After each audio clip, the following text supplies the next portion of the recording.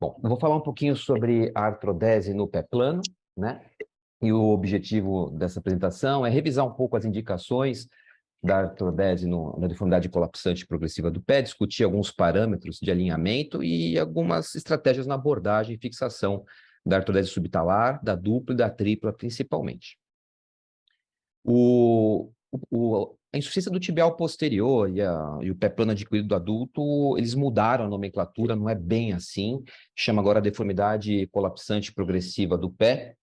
Na verdade, nessa patologia, é um pé que ele progressivamente fica plano, o calcânio ele vai lateralizando em relação ao talos, o talos vai perdendo o suporte do calcânio, o calcânio vai ficando valgo, vai tendo cada vez mais componentes de abdução e plano do pé, até que chega um momento onde acaba toda a excursão da articulação subtalar, mas o calcânio continua sendo submetido a forças de valgo e ele começa a valgizar fora da articulação, ele faz uma luxação peritalar, isso através de impactos ósseos, impactos do seio do tarso, impacto subfibular e acaba dando dor no paciente.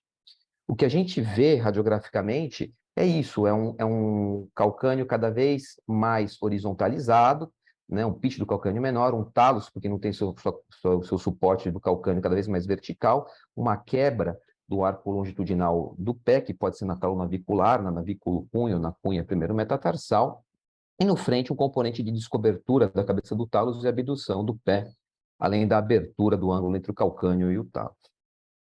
Isso tudo acontece porque as estruturas que deveriam estabilizar o arco plantar, elas estão insuficientes, né? E aí pode ser uma ou várias, uma composição de estruturas, né? Mas vai ter um encurtamento do tríceps sural, vai haver uma frouxidão ligamentar do mola e do deltoide, levando essa quebra do arco longitudinal, e uma tendinopatia do tibial posterior, que pode ser primária ou secundária à deformidade, tá? Além de uma eventual instabilidade do médio pé. Tudo isso vai levar aquilo que eu falei, da progressão da luxação peritalar, o impacto subfibular, impacto no seio do tarso. Radiograficamente, às vezes, não é tão simples de ver esse impacto, mas a tomografia com carga, ela auxilia muito a gente a compreender a deformidade. A tomografia com carga é bastante interessante, independente da forma como a gente vai medir a deformidade, se é com uma bissetriz do eixo do calcânio, ou com ponto de apoio do calcânio em relação à tíbia, ou até ângulos, né? Ela facilita muito a gente a entender a deformidade. O problema é que ele é um exame pouco disponível, só tem uma no Brasil, que está aqui no IoT, e tem algumas outras poucas dezenas ao redor do mundo, tá? Mas ela traz algumas informações bastante interessantes e importantes para a gente melhorar o diagnóstico e a nossa estratégia cirúrgica no tratamento, né?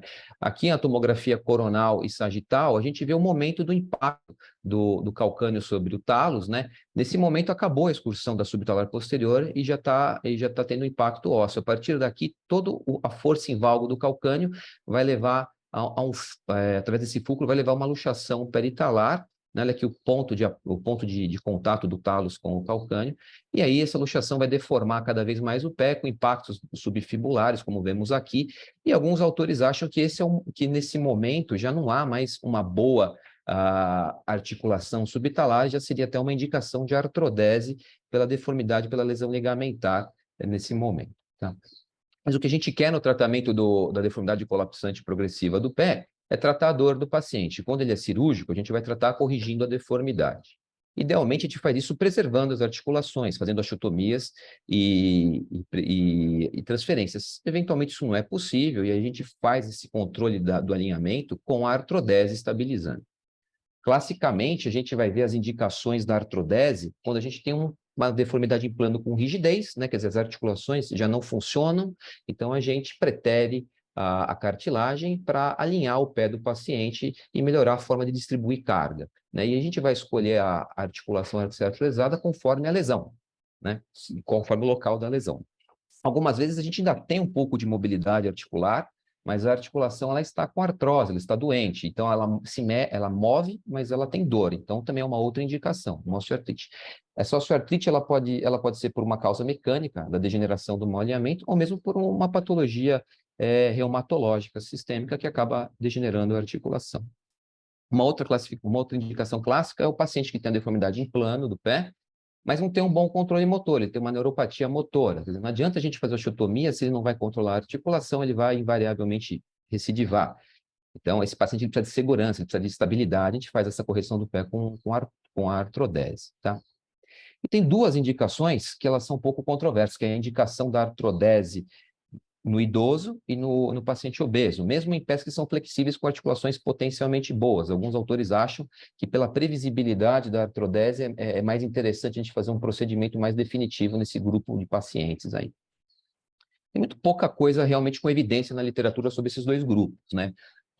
O único estudo que eu achei que compara mesmo é esse daqui, da equipe do Gilland. Ele pega 3 grupos etários, menor de 45 anos, entre 45 e 65 anos e maior de 65 anos, e ele compara, eles têm pé planos flexíveis, ele faz o tratamento cirúrgico com osteotomias e transferências, preservando a articulação nesses 3 grupos, tá? E ele compara aí por uma evolução média de 3 anos, o score funcional, o FAUS, né, que ele tem cinco domínios: dor, sintomas, atividades diárias, atividades esportivas e qualidade de vida. Ele mostra que nesses 3 grupos houve melhora do pré para o pós de forma similar, sem diferença estatística, e a melhora se manteve de forma semelhante também nesses 3 grupos ao longo desses 3 anos. A taxa de revisão também foi igual nos 3 grupos. Quer dizer, é um estudo que ele mostra que a idade por si só não é um parâmetro para a escolha da artrodese no tratamento, né? Mas aqui vale a pena a gente entender que esse estudo foi retrospectivo. Quer dizer, aqueles pacientes idosos que eles tinham alguma sarcopenia, tinham um controle motor ruim ou ele tinha uma mobilidade menor, eles provavelmente foram indicados uma artrodese e não fizeram parte desse estudo. Então, acho que vale a pena entender que a gente tem que levar em consideração a idade fisiológica do paciente, mas nos pacientes que eles têm comorbidades e têm um controle motor pior, com uma faixa etária maior, talvez valha a pena sim fazer um tratamento mais definitivo, mais previsível para evitar outras abordagens no futuro próximo, né? Em relação ao paciente obeso, o medo é esse. A gente pega, faz uma osteotomia, preservando a articulação, dá 1 ano e recidiva tudo. E pior, a gente tem que reabordar um paciente que geralmente tem múltiplas comorbidades, né? Porque a osteotomia não aguentou a sobrecarga mecânica que ele foi submetido.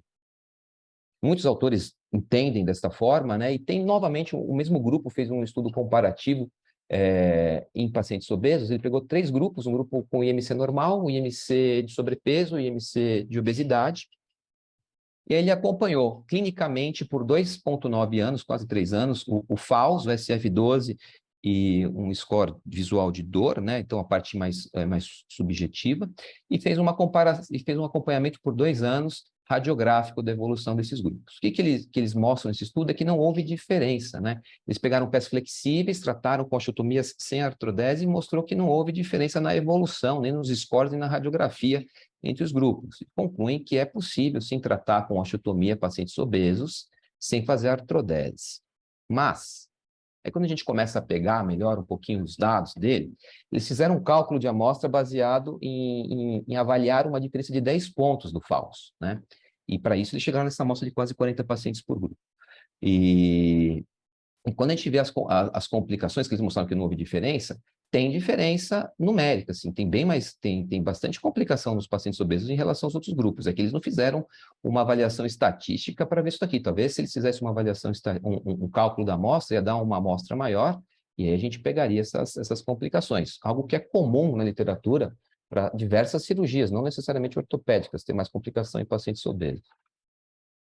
Um outro ponto que eles também falam é que não houve diferença estatística na correção radiográfica, mas o grupo que menos melhorou do pré para o pós, ao longo desses 2 anos, desses poucos 2 anos, foi o grupo dos pacientes obesos, foi o que menos teve correção radiográfica, né? Talvez se tivesse um pouquinho mais tempo de evolução, nós veríamos que a correção seria perdida ao longo do tempo, que é o que a maior parte dos autores acham que acontece no paciente obeso. Então, tem que ter um certo cuidado quando a gente vai indicar o tratamento no paciente com obesidade, porque, principalmente nos pacientes que, além da obesidade, têm múltiplas comorbidades, a gente quer evitar múltiplas abordagens, então, talvez fazer um procedimento mais previsível, um procedimento que tem uma duração maior, faça mais sentido do que fazer um procedimento que será revisado em pouco tempo, com mais riscos, né? Mas o quão previsível é essa artrodese? A gente fala que ela é previsível, que ela é durável, mas ela é de verdade? Não tem complicações? Também tem, né? Tem sim. Esse aqui é um estudo de 37 pacientes avaliados por 9 anos com artrodese subtalar. Ele avalia scores funcionais, tá? E ele mostra que nesses 9 anos houve uma grande melhora dos scores funcionais dos pacientes submetidos à artrodese, que tinham pé planos, e essa melhora foi mantida por esses 9 anos. Então é previsível, sim, pelo menos 9 anos durou e melhorou. Também é previsível que vai ter uma artrose nas articulações adjacentes. Acho que isso não chega a ser uma complicação, isso é um par-efeito, né? Vai haver uma artrose. Nesses 9 anos, apesar de haver uma artrose radiográfica, isso não teve nenhuma repercussão clínica ainda, mas são só 9 anos. Nesse outro estudo do Roger Mann, ele acompanha 13 anos de evolução de 17 pacientes que tiveram 18 pés operados por pé planos graves, tá? Eles avaliaram dor, função, radiografia e exame físico. Nesses 13 anos, eles mostraram que a dor melhorou bastante, né? De 0 a 5, melhorou de 4 para 1, né? E os pacientes estavam satisfeitos ao longo desses 13 anos. Houve realmente uma progressão radiográfica de artrose do médio pé e do tornozelo, né? Com uma perda de flexão plantar, mas isso não foi relevante clinicamente, os pacientes não se queixaram disso. Os únicos pacientes que ficaram insatisfeitos e se queixaram foram 3 pacientes que tinham um valgo residual, quer dizer, tinha uma deformidade pós-operatória residual. Isso é algo que a gente tem que ficar atento. Mesmo assim, 13 anos é pouco. Então, a gente tem uma série histórica de avaliação do Saltzman, que ele pega 57 pacientes que tiveram 67 pés operados e acompanha por 44 anos. Então, ele avalia em 25 anos e em 44 anos. Aqui nessa amostra tem mais do que pé plano, tem alguns pés cavos, tem algumas outras patologias também, tá? Mas fizeram artrodeses triplas. E aí, com 25 anos de evolução, 3/4 se autoavaliavam como estando bem, tá? 30% ainda não tinham degeneração radiográfica. Com 44 anos, não. Todos tinham alguma degeneração radiográfica, 9% era grave. A gente tinha já uma porcentagem de quase 70% que se autoavaliavam como razoáveis e 28% como bom. Quer dizer, vai piorando a degeneração e aí sim, em algum momento, começa a dar clínica para o paciente, começa a dar dor. Mas mesmo assim, depois desses 44 anos, 95% dos pacientes estavam satisfeitos com esse tratamento de quase 5 décadas.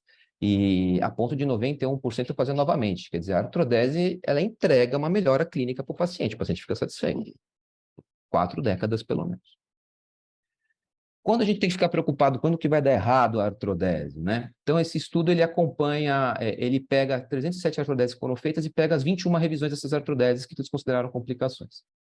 Dessas 21 revisões, 81% foram feitas porque o paciente tinha queixa por um mau alinhamento, quer seja em varo ou em valgo. Então, a gente tem que ter um certo cuidado, um certo capricho na cirurgia para ter um bom alinhamento. Isso é algo que mantém a previsibilidade de bons resultados a longo prazo, provavelmente, tá? Então, nas artrodeses do pé, na subtalar, na tripla, na dupla, o que a gente vê que o procedimento ele melhora a dor do paciente, como melhora a dor, ele anda melhor, isso melhora a função do paciente, mesmo preterindo a mobilidade articular em alguns casos. Há uma degeneração radiográfica progressiva que passa boas décadas sem trazer dor para o paciente, tá? Desde que a gente se preocupe e tenha o cuidado de ter um bom alinhamento. O alinhamento ideal que a gente busca no operatório é esse, né? No perfil, ter o eixo do talos alinhado com o eixo do primeiro metatarsal, ter um pitch do calcâneo de pelo menos 10 graus, que fica entre 10 e 30 graus, tá?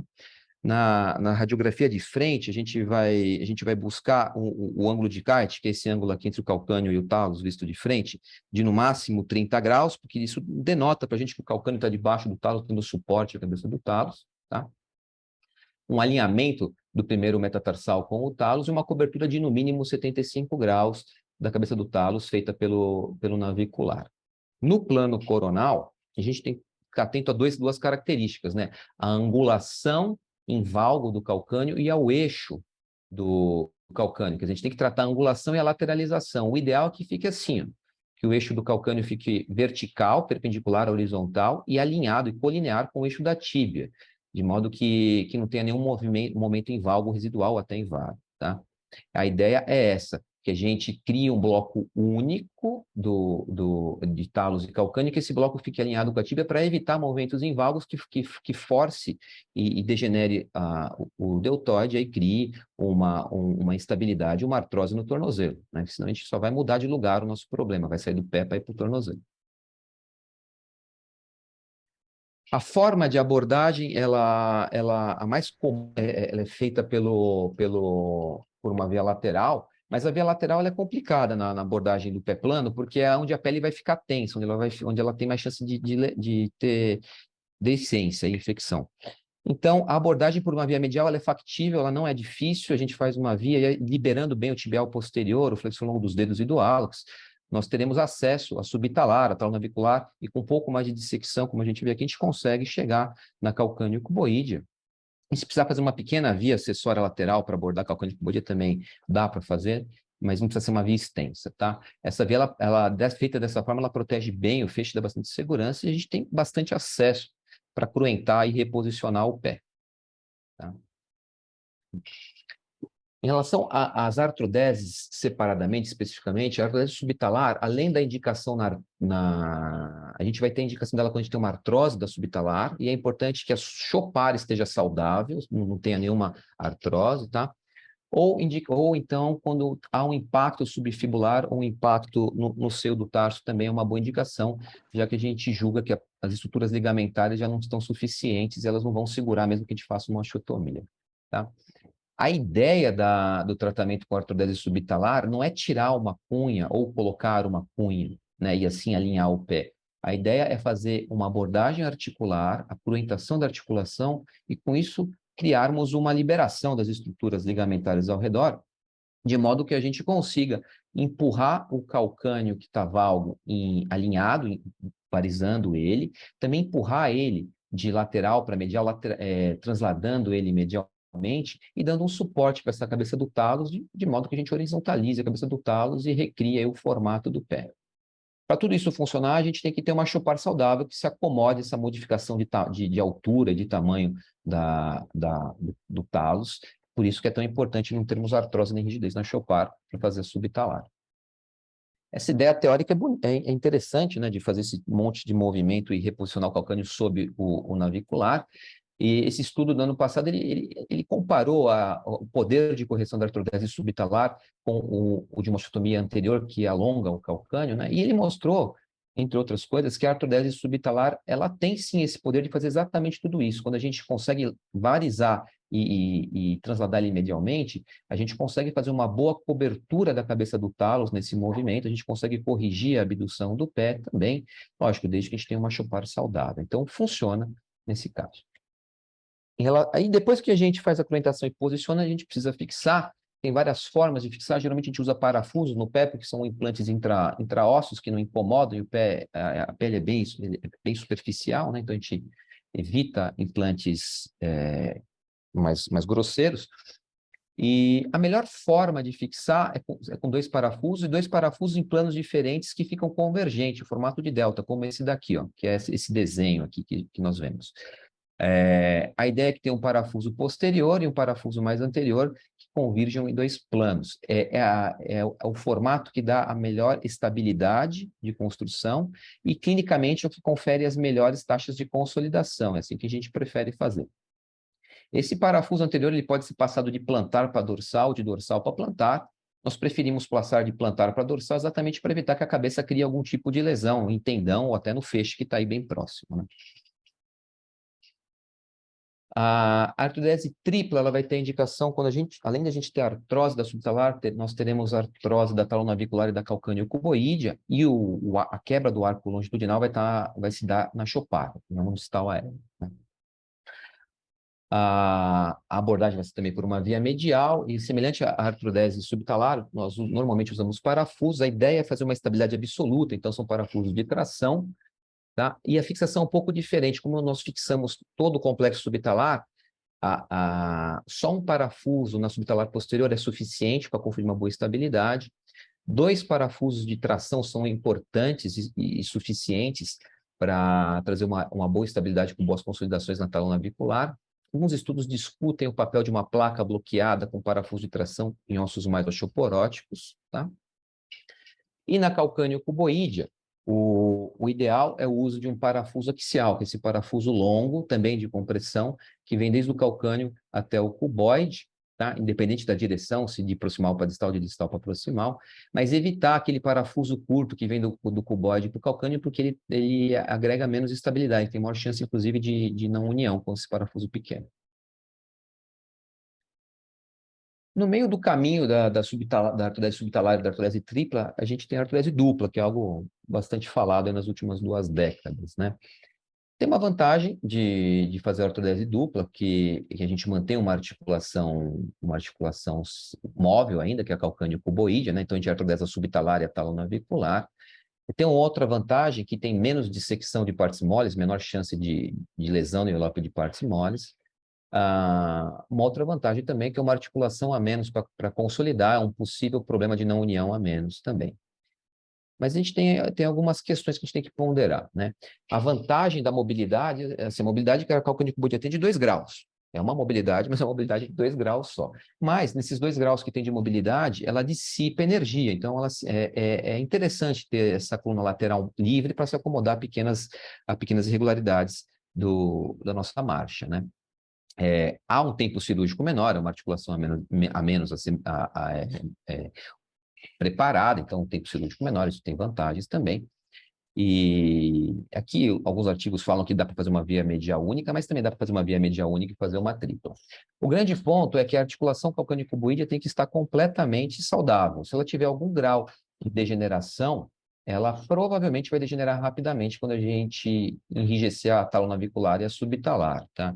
Então tem que ficar cuidado fazer uma boa investigação até com ressonância se não há uma degeneração incipiente na calcânea cuboide. Um outro ponto que nas deformidades graves em plano valgo e abduto, o conceito é reposicionar as articulações, não é tirar a cunha. Então, a gente normalmente precisa liberar a coluna lateral para fazer um bom posicionamento do pé como um todo. E quando a gente não libera, às vezes a correção fica quem? Quando a correção não fica boa, a gente tem maior chance do paciente não ter aquela evolução tão previsível da artrodese. Então, quando nós temos um paciente que tem uma osteoartrose incipiente na calcânea cuboide ou deformidades graves, é preferível fazer a artrodese tripla, porque ela vai ter resultados melhores do que a dupla. Tá? Por último, temos uma situação onde a quebra do arco plantar longitudinal ela se dá distal a chopar, né? Se dá ou na navículo cunha ou na cunha primeiro metatarsal, aí é que se encontra a instabilidade e aí talvez seja o ponto de partida de toda essa deformidade progressiva, né? Nos últimos 10, 15 anos, cada vez mais nós vemos retomar o conceito aí das artrodeses do médio pé, da navículo cunha e da cunha primeiro metatarsal, né? Eram artrodeses que tinham algumas séries de casos mais antigas com uma taxa alta de não união, né? E os últimos estudos com uma pequena, ainda com algo em torno de 7, 8 anos de pós-operatório de avaliação, mostram resultados já com uma boa taxa de consolidação. A ideia, na verdade, é abordar diretamente a região onde há a instabilidade do médio pé, então navículo cunha primeiro metatarsal, associado a algum procedimento de retropé, que pode ser uma osteotomia varizante do calcâneo ou, o que é mais comumente feito, uma artrodese subtalar, né? E com isso a gente mantém a chopar livre e mantém algum grau de movimento residual, o que é bom, dá uma vida útil para esse pé e evita uma artrodese mais extensa que faça uma tripla mais uma cunha primeiro ou uma navículo cunha. Tá? Essas são as ideias dessa abordagem. Evitar uma artrodese mais extensa e preservar um pouco a chopar, desde que, lógico, ela não esteja doente. Então, para lembrar dessa aula, né, nós vamos ter uma boa indicação da correção da deformidade colapsante progressiva do pé com tratamento com artrodese quando houver uma degeneração articular ou houver uma articulação que não tem um controle motor adequado, no caso das neuropatias, ou em alguns pacientes idosos ou obesos que têm comorbidades múltiplas, né? A gente procura um tratamento mais previsível e mais definitivo.